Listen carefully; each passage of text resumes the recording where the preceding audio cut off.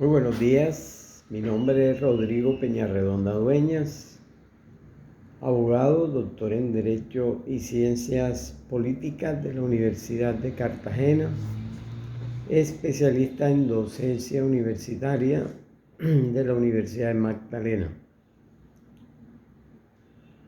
En esta cátedra de ética para abogados del siglo XXI, quiero compartir con ustedes una orientación que adquirí cuando me desempeñé como magistrado del Consejo Superior de la Judicatura. Es importantísimo entender que una formación profesional que comprenda no solamente tipo especialización, sino que sea capaz de tener una comprensión de los elementos esenciales de cada una de las ramas del derecho, nos posicionan en la posibilidad de prestar un servicio en la justicia disciplinaria de manera eficaz, eficiente, efectiva y, por supuesto, ética. Es decir, siguiendo los principios, demostrando en nuestra conducta personal y de funcionario los valores y cumpliendo los deberes conforme a esas dos categorías. Es necesario conocer cada uno de los aspectos esenciales de las ramas del derecho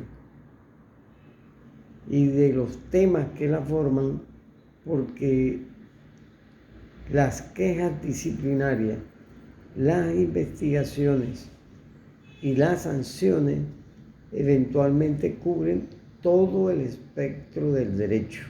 Hay quejas que se refieren al área del derecho privado, al área del derecho público y a las respectivas subdivisiones que encontramos en esas categorías. De manera que hay que conocer los elementos esenciales, sustanciales y de procedimiento del derecho privado, del derecho civil, del derecho comercial, y hay que conocer las del derecho público. No hay una sola área del derecho que no esté sujeta a la tutela disciplinaria. Por lo tanto, los que aspiran a ejercer el cargo de magistrados seccionales de la nueva Comisión Judicial Disciplinaria tienen que tener esta formación. Cuando ya nos encontramos más allá de la academia en el desempeño de esos cargos, vamos a observar que aquello que aprendimos en derecho sustancial y procesal no es lo que vamos a encontrar precisamente cuando nos desempeñamos como magistrados. Por eso es que en la cátedra hemos decidido definitivamente hacer un empalme entre teoría y práctica, hacer realidad en el aula lo que es realidad fuera de ella. Digamos que es un derecho disciplinario, una ética con realismo, pero no mágico. Lo primero es entender que toda la teoría del derecho disciplinario, de la ética que la precede, se refleja en las sentencias y por lo tanto es necesario entrar en el desarrollo de las habilidades, destrezas y competencias a partir de ellas. Normalmente comenzamos haciendo una simulación de aulas cuando debería ser lo contrario. Una vez que dominemos la estructura dinámica, el qué, el por qué, el para qué de la realidad que está inmersa en una sentencia judicial, podemos obviamente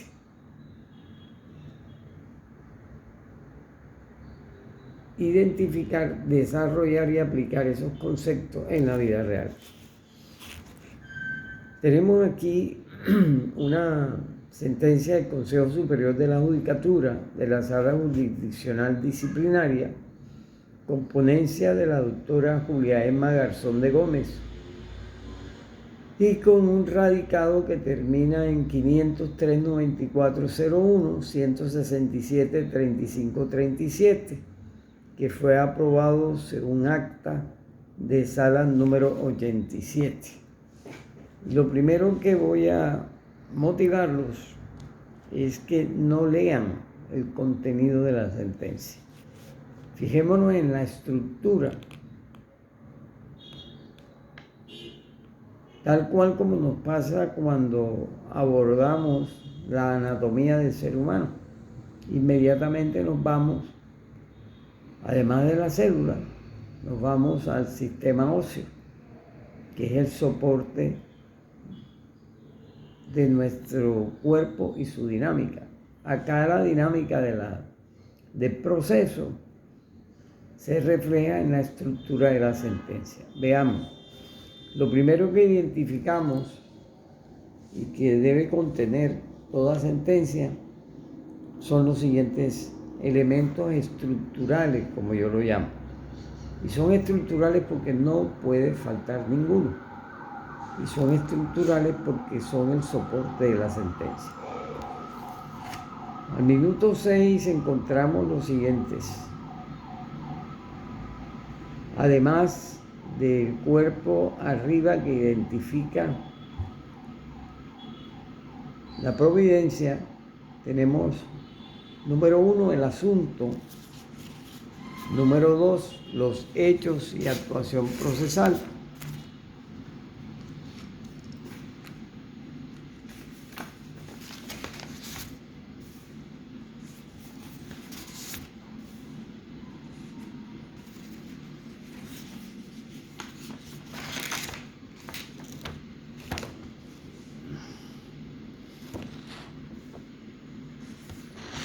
Número 3, la ampliación y ratificación de la queja, que normalmente es lo que da origen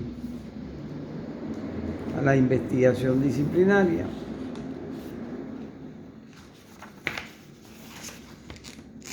Número 4, los alegatos de conclusión de la defensa. Y número 5, obviamente, la sentencia. Y ahí finaliza la sentencia de el proceso en primera instancia. Y otro elemento vendría siendo la descripción de esa sentencia que se consulta o que es apelada. El número 6, la actuación entonces de la segunda instancia. Y ahí comienza un detalle de qué hacemos en segunda instancia con estas sentencias que vienen de los tribunales seccionales o de las comisiones judiciales seccionales actualmente.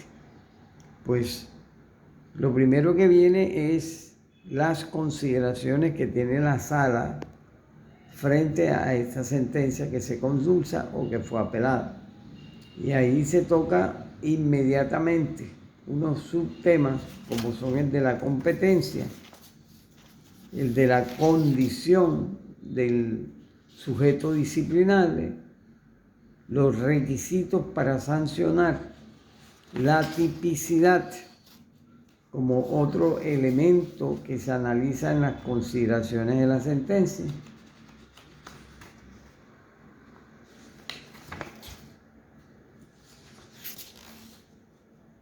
Y el análisis del elemento antijuridicidad. Obviamente la culpabilidad y la dosimetría de la sanción a imponer. Esos son los elementos que hacen parte del análisis o consideraciones de la segunda instancia. Y esta sentencia, como elemento estructural, tiene dos partes. Todas aquellas que mencionamos primero y una segunda frente a la consideración, que es el resuelve.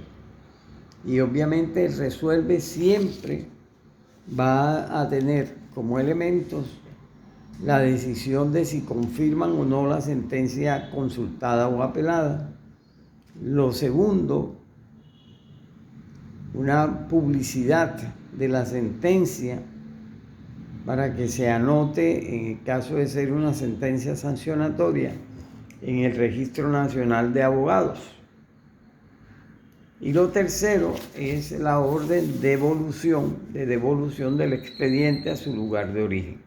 Y finalmente cerramos con un requisito esencial de orden procesal, como es la notificación, la orden de notificación y cúmplase, y se cierra el documento con la firma desde el señor presidente y quienes intervienen con la firma final de la secretaria judicial. Esta es la estructura que debemos tener en cuenta, que tienen y deben tener todas las sentencias que usted maneje del Consejo Superior de la Judicatura, de la Comisión Judicial. Y en una próxima intervención de 10 minutos vamos a ver cuál es la importancia de definir la estructura de la sentencia. El taller que queda pendiente para ustedes es tomar las publicaciones que tenemos en la plataforma y hacer el ejercicio de identificar estas partes estructurales de la sentencia, elaborando un índice de las mismas y observando si en esas sentencias consultadas se dan todos estos elementos, si falta uno, si se adicionan otros, y establecer la razón por la cual ello ocurre. Dejamos así concluido en estos 12 minutos la presentación del tema análisis estructural de las sentencias sancionatorias de naturaleza disciplinaria. Buenos días a todos.